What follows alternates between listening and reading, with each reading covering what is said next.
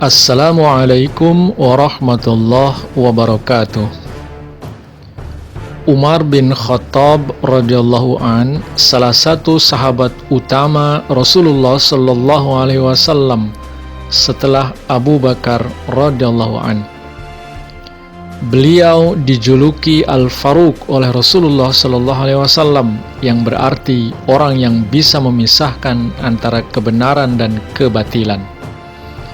Termasuk Khulafaur Rasyidin, khalifah kedua setelah Abu Bakar radhiyallahu an. Selama kekhalifahannya, Islam mengalami banyak kemajuan. Nama lengkapnya adalah Umar bin Khattab ibnu Nufail ibnu Abdul Uzza ibnu Riyah ibnu Qurt ibnu Razah ibnu Adi ibnu Ka'ab ibnu Luwai Al-Quraisy Al-Adawi. Nasab beliau bertemu dengan nasab Nabi Sallallahu Alaihi Wasallam pada Ka'ab bin Luwai. Diperkirakan beliau lahir tahun 584 Masehi di Mekah, Jazirah Arab. Kira-kira 13 tahun setelah tahun Gajah, tahun kelahiran Nabi Sallallahu Alaihi Wasallam. Ini berarti beliau lebih muda 13 tahun dari Nabi Shallallahu Alaihi Wasallam. Berasal dari kalangan keluarga terpandang suku Adi yang termasuk rumpun Quraisy. Ayahandanya Al-Khattab bin Nufail dari Bani Adi, meskipun bukan orang yang kaya, namun ia terpandang di kalangan masyarakatnya dan cerdas. Ibundanya Hantamah binti Hasim bin Mughirah bin Abdullah bin Umar bin Mahzum. Masa kecilnya dilewati dengan menjadi gembala hewan ternak milik ayahnya, dan di masa mudanya di zaman jahiliyah, beliau sama seperti kawan-kawannya yang lain melakukan hal-hal yang tidak baik, seperti minum minuman keras yang memang kebiasaan orang Arab di masa itu.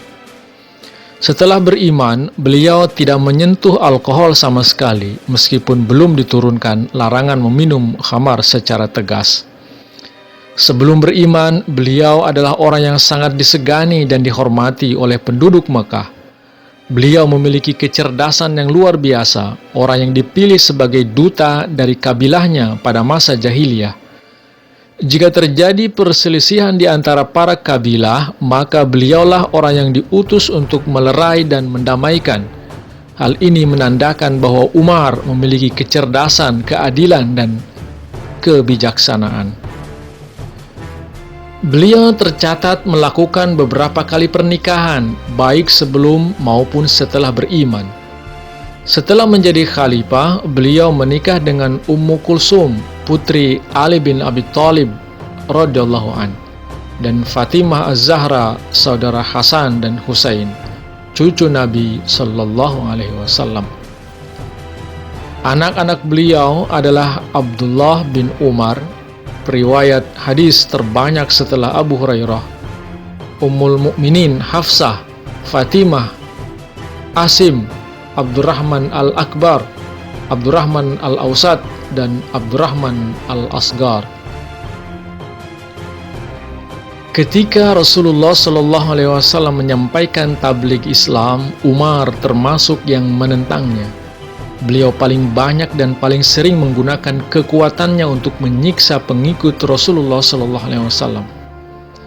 Pada puncak kebenciannya terhadap ajaran Islam, beliau memutuskan untuk mencoba membunuh Rasulullah Shallallahu Alaihi Wasallam. Namun saat dalam perjalanan, ia bertemu dengan salah seorang pengikut Rasulullah Shallallahu Alaihi Wasallam bernama Nuaim bin Abdullah, yang kemudian memberinya kabar bahwa saudara perempuannya telah memeluk Islam, ajaran yang dibawa oleh Nabi Shallallahu Alaihi Wasallam yang ingin dibunuhnya saat itu. Mendengar itu, beliau terkejut dan pulang ke rumahnya dengan maksud untuk menghukum adiknya. Beliau mendapati saudarinya itu sedang membaca Al-Quran, surah Thaha ayat yang pertama sampai ke-8. Beliau semakin marah akan hal tersebut dan memukul saudarinya. Ketika melihat saudarinya berdarah oleh pukulannya, beliau menjadi iba dan kemudian meminta agar bacaan tersebut dapat dilihatnya. Beliau menjadi terguncang oleh apa yang dibacanya tersebut. Lantas beliau ingin menemui Rasulullah SAW di rumah Al-Arqam. Sesampainya di sana, para sahabat yang berada di dalam rumah pun menjadi ketakutan. Akan tetapi dengan tetap tenang dan berwibawa, Nabi SAW menerima kedatangan Umar, dan dengan sikap yang ditunjukkan oleh Nabi tersebutlah Umar menjadi lunak dan takut.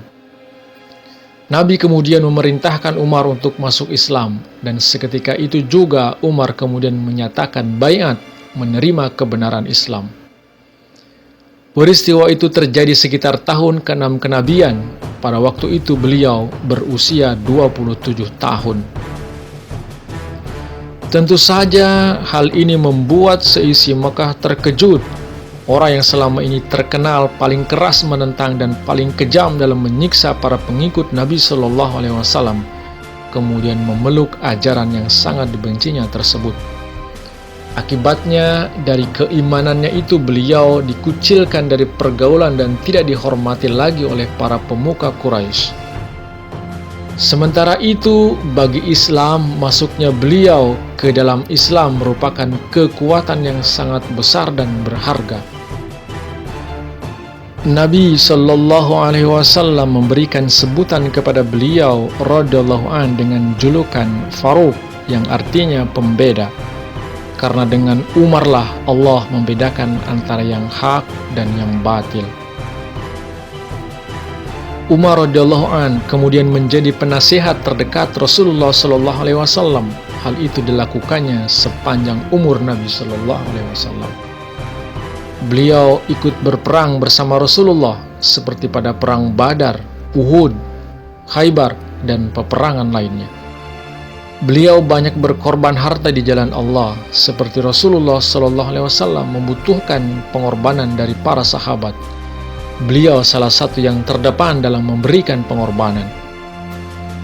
Seorang yang paling disegani oleh kaum muslim pada masa itu karena selain reputasinya yang memang terkenal sejak masa pra-Islam, juga karena ia dikenal sebagai orang terdepan yang selalu membela Rasulullah Shallallahu Alaihi Wasallam dan Islam.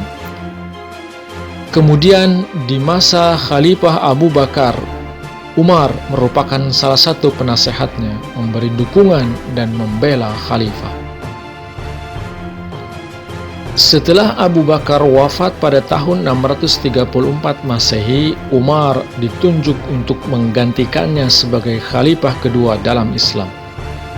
Masa kekhalifahannya mulai pada Jumadil Akhir tahun 13 Hijriah atau 23 Agustus 634 Masehi hingga 3 November 644, 10 tahun 72 hari. Masa kekhalifahannya merupakan masa yang gemilang bagi perkembangan dan kemajuan Islam. Banyak sekali prestasi yang telah diraih. Selama masa kekhalifahannya, Islam mendapatkan kemajuan yang luar biasa.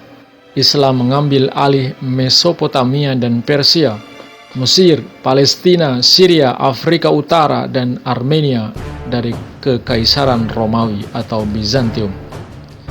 Selama kekhalifahannya banyak pertempuran besar terjadi, seperti pada tahun 637 Masehi. Setelah pengepungan yang lama terhadap Yerusalem, pasukan Islam akhirnya mengambil alih kota tersebut. Umar diberikan kunci untuk memasuki kota oleh pendeta Sopronius. Pada hari Rabu 25 Zulhijjah 23 Hijriah atau 644 Masehi, ketika Hadrat Umar radhiyallahu an mengimami salat subuh, seorang budak yang bernama Abu Lu'lu atau Fairuz menikam beliau radhiyallahu an dengan sebilah belati. Hal itu menyebabkan beliau terluka parah. Tidak beberapa lama kemudian beliau pun wafat. Demikian biografi singkat Umar bin Khattab radhiyallahu an. Terima kasih telah menyimak sampai akhir. Jangan lupa untuk subscribe, like, dan komentarnya tentang video ini. Assalamualaikum warahmatullahi wabarakatuh.